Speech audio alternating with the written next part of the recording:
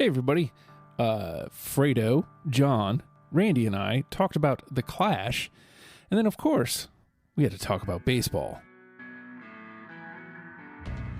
I have a feeling, Fredo, that you would be really, really pissed off with what's going on with the umpires and checking the guys after every inning and checking to see if they have foreign substances, because it's getting to the point where it's, even in the week that they've done it, it's already ridiculous. I grew up with that though, and to me, the steroid era, to me that was a bit much, but there was always a little something there, and that to me was part of the game. Yeah. I grew up watching Gaylord Perry with the spitball and Negro. He used to take a razor to the fucking baseball. Yeah, that shit like that. And he's in the Hall of Fame, and they won't take him out, even though those guys are just using fucking suntan lotion. Right. Both of those, him and Phil Negro, they were talking about doctoring the ball, Seriously. Yeah. Who was it? Was it Brett who had the pine tar on the bat? Pine tar. Brett with the pine tar, Yep. Billy Martin coming out. Right. Shit like that. That to me was part of the game. You didn't have to inject anything. You cheated. There was an honor to the cheating. Well, if you're not cheating, you're not trying to win. It's not like how the Astros did it, where it was so blatantly obvious that they were using fucking trash cans. Yeah, I've never had a problem with sign stealing. I'd be shocked to hear if teams don't sign steal, because you have to get an edge somehow. You can't just go up there guessing. If you're going up there guessing, you're not playing the percentage. You're not playing smart baseball. Right. So.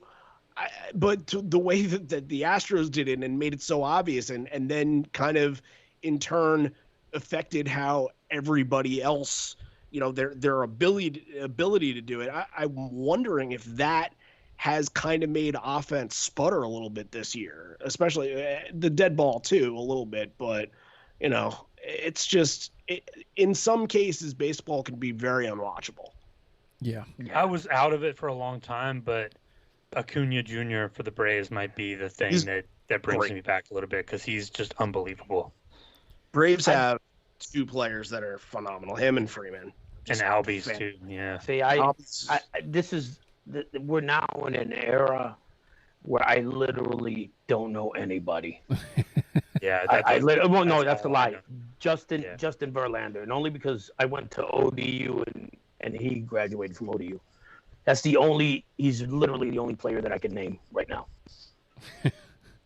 I think it's coming back to the level where you're starting to get more guys that are going to be big time stars, that are going to be close, if not like in the Hall of Fame very early on in their careers. Like Acuna is one of those guys, like you could just follow his whole career. Tatis, follow their whole careers, and they're special players, and they're not gonna be flame outs, and maybe they will, but it feels like MLB has so much star potential right now, so much more than they've had in the last couple of years. It's at least gotten to that level.